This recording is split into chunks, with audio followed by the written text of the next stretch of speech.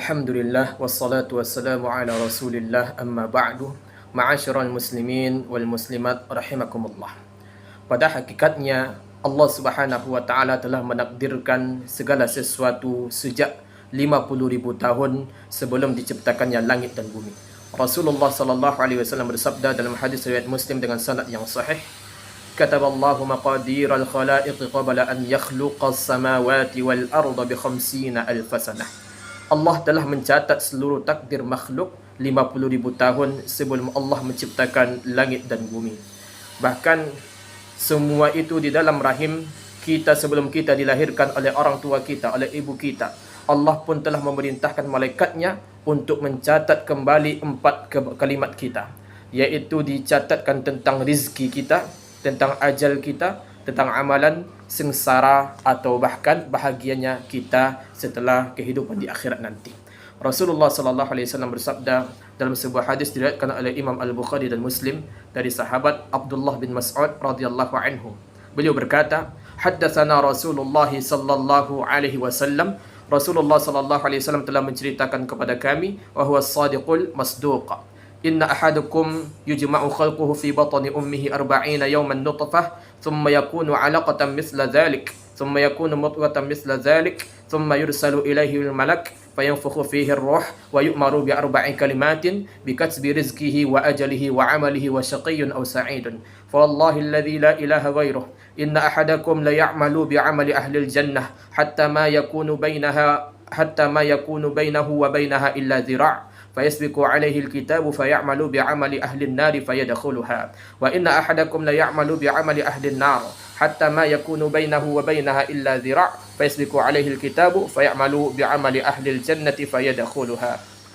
Sesungguhnya kata Rasulullah sallallahu alaihi wasallam, dan beliau adalah perkataannya yang benar lagi dibenarkan semua perkataan beliau sallallahu alaihi wasallam. Kata Nabi sallallahu alaihi wasallam, sesungguhnya seseorang di antara kalian dikumpulkan penciptaannya dalam perut ibunya selama 40 hari dalam bentuk nutfah atau dalam bentuk sperma. Kemudian menjadi alaqah, segumpal darah seperti itu pula. Kemudian menjadi mudghah, segumpal daging seperti itu pula. Kemudian seseorang malaikat diutus untuk meniupkan ruh di dalamnya dan diperintahkan untuk menulis 4 hal, yaitu dituliskan tentang rezekinya, tentang ajalnya, amalnya, dan serta celaka atau bahagianya orang tersebut. Maka demi Allah yang tidak ada yang berhak diibadahi dengan benar kecuali Dia, sesungguhnya salah seorang di antara kalian beramal dengan amalan ahli surga sehingga jarak antara dirinya dengan surga hanya tinggal sehasta, tetapi catatan takdir mendahulunya, lalu ia beramal dengan amalan penduduk neraka, maka dia masuk neraka. Dan sesungguhnya salah seorang dari kalian beramal dengan amalan ahli neraka sehingga jarak antara dirinya dengan neraka hanya tinggal sehasta, tetapi catatan takdir mendahulunya, ia beramal dengan amalan ahli surga, maka dengan itu ia memasuki surga tersebut. Hadis riwayat Al-Bukhari dan Muslim. Ada beberapa faedah yang dapat kita ambil dalam hadis yang mulia ini. Di antaranya bahwasanya ini dikabarkan oleh Rasulullah sallallahu alaihi wasallam tentang tahapan penciptaan umat manusia. Yaitu yang pertama kali, manusia itu diciptakan dari setetes air yang hina. Allah Subhanahu wa taala berfirman, "Khuliqa min ma'in dafiq yakhruju min bainis sulbi wat tara'ib." Allah menciptakan kalian dari air mani yang terpancar yang keluar dari antara tulang punggung dan tulang dada. Dalam ayat lain Allah Subhanahu wa taala mengatakan, "Alam nakhluqukum min ma'in mahin." Bukankah kami menciptakan kamu dari air yang hina, yaitu air mani? Surah Al-Mursalat pada ayat ke-20. Dan inilah kita diciptakan dari setetes air mani yang bertemu dengan ovum. Kemudian setelah lewat 40 hari, maka setetes air mani tersebut menjadi segumpal darah. Dan ini sebagaimana firman Allah Subhanahu wa taala, "Khalaqal insana min 'alaqah." Kemudian setelah itu, setelah masuk ke hari 80, yaitu 40 hari yang kedua, maka kita akan berubah menjadi sebagai alaqah, yaitu dari alaqah ke mudghah, yaitu segumpal daging. Thumma min mudghatin mukhallaqati wa ghairi mukhallaqah. Kemudian dari segumpal daging yang sempurna kejadiannya dan yang tidak sempurna kejadiannya. Artinya setelah itu, setelah segumpal daging, maka kita akan berubah menjadi segumpal, yaitu daging yang dibalutkan dengan tulang belulang yaitu pada hari ke-120. Dan pada hari ke-120 ini, maka Allah Subhanahu wa taala memerintahkan salah satu malaikatnya untuk meniupkan roh kepada janin tersebut. Maka pada masa inilah segala hukum mulai berlaku kepadanya. Artinya ketika seseorang wanita keguguran dalam usia kehamilan 120 hari, maka kita layak menyolatkan janin tersebut karena janin tersebut sudah layak seperti halnya manusia. Dan demikian juga ketika seorang wanita ditinggal mati suaminya, maka iddahnya adalah 4 bulan 10 hari, yaitu untuk memastikan bahawa ia tidak hamil dari suaminya yang telah meninggal dunia, agar tidak menimbulkan keraguan ketika ia menikahi, yaitu setelah ditinggalkan suaminya kembali. Kemudian ketika Allah Subhanahu wa taala memerintahkan malaikatnya untuk menetapkan 4 hal, yaitu bikatsbi rizqihi wa ajalihi wa amalihi wa syaqiyyun aw sa'idun, yaitu ditetapkan yang pertama rizkinya, kemudian ajalnya, kemudian amalannya, apakah dia termasuk orang yang berbahagia atau orang yang celaka. Yang pertama rizki, Allah Subhanahu wa taala telah menetapkan rizki bagi kita, bahkan kita tidak akan meninggal dunia sampai rizki kita akan disempurnakan di dunia ini. Rasulullah sallallahu alaihi wasallam bersabda, "Ayyuhan nas, ittaqullaha wa ajmilu fit talab, fa inna nafsan lan tamuta hatta tastawfiya rizqaha, wa in abta'a anha fattaqullaha wa ajmilu fit talab, khudhu ma halla wa da'u ma haram." Wahai manusia, bertakwalah kepada Allah Subhanahu wa taala dan sederhanalah dalam mencari nafkah, karena sesungguhnya seseorang tidak akan mati hingga sempurna rezekinya. Meskipun rezeki itu bergerak lambat, maka bertakwalah kepada Allah dan sederhanalah dalam mencari nafkah, ambillah yang halal dan tinggalkan yang haram.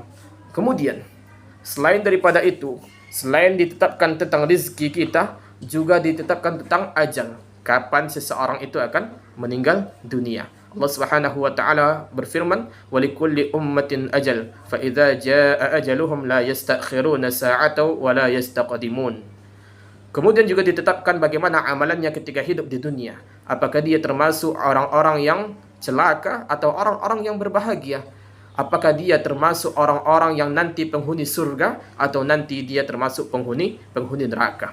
Namun demikian, Rasulullah sallallahu alaihi wasallam tetap mengajarkan kita agar kita berusaha, agar kita bisa mengejar, agar kita termasuk orang-orang yang ahlus sa'adah, yaitu orang-orang yang berbahagia dan terhindar dari orang-orang yang celaka. Rasulullah sallallahu alaihi wasallam bersabda, "I'malu fa kullun muyassarun lima khuliqa lahu. Amma man kana min ahli sa'adah fayuyassaru li'amali ahli sa'adah, wa amma man kana min ahli syaqa'i fayuyassaru li'amali ahli syaqawah." Beramallah kalian, kata Rasulullah sallallahu alaihi wasallam, karena semuanya telah dimudahkan oleh Allah menurut apa yang Allah ciptakan baginya. Adapun orang yang termasuk berbahagia, maka ia dimudahkan untuk beramal soleh. Dan adapun orang yang termasuk orang-orang yang celaka, maka ia dimudahkan untuk beramal dengan amalan orang-orang yang celaka. Hadis sahih riwayat Al-Bukhari dan Muslim. Namun demikian, ma'asyiral muslimin rahimakumullah, ini menunjukkan kepada kita agar kita ketika melihat orang-orang yang berada dalam kesesatan, berada ke dalam kemaksiatan, jangan kita berbangga diri dengan kita bersombong hati. Karena bisa jadi di akhir kehidupan seseorang, dia bertaubat kepada Allah dan melakukan amalan ahli surga, dan dia masuk ke dalam surga tersebut. Ini menunjukkan agar kita tidak sombong. Dan demikian juga sebaliknya, jangan kita terlalu berbangga diri ketika kita melakukan amalan soleh. Karena ada sebagian orang melakukan amalan soleh, tapi di akhir kehidupannya, maka dia wafat dalam keadaan tidak beriman kepada Allah Subhanahu wa ta'ala. Na'udzubillahi min zalik. Dan ini merupakan perkara yang kita takutkan.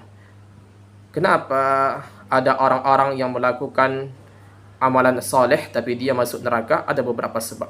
Di antaranya, dalam pandangan manusia, ia melakukan amalan-amalan ahli surga, salat, sedekah, zakat dan lain sebagainya, tapi dia di hatinya bagaikan orang munafik karena dia memiliki sifat-sifat yang bertentangan daripada selain pada itu. Kemudian yang kedua, terkadang dia tampak secara nyata dia beramal soleh, tapi dia ria dalam amalannya. Dan terkadang dia beramal soleh bukan karena karena ikhlas untuk Allah Subhanahu wa taala. Dan terkadang dia memang beramal soleh, tapi dikarenakan dia tidak istiqamah dan dia jatuh kepada kesesatan dan jatuh dalam maksiat, kemudian dia mati dalam kemaksiatan tersebut. Kemudian ada juga sebagian orang yang ketika dia melakukan amalan-amalan keburukan, tapi Allah tetapkan dia menjadi penghuni surga, maka dia bisa masuk surga karena amalan tersebut. Bahkan ada suatu ketika ada salah seorang sahabat bertanya kepada Rasulullah SAW, apakah saya masuk Islam dulu atau berperang dulu? Kata Nabi SAW, masuk Islam dulu. Ketika beliau masuk Islam, kemudian berperang, maka dia mati syahid. Kata Nabi SAW, amila qalilan wa ujira katsiran. Dia beramal sedikit, namun diberikan pahala yang sangat besar berupa surga. Lelaki tadi dia tidak pernah beramal apapun sedikit pun, tapi ketika dia masuk surga, langsung berjihad, langsung mati syahid, maka dia mendapatkan surga di sisi Allah Subhanahu wa taala. Artinya ma'asyiral muslimin rahimakumullah, kita tidak mengetahui akhir daripada kehidupan kita.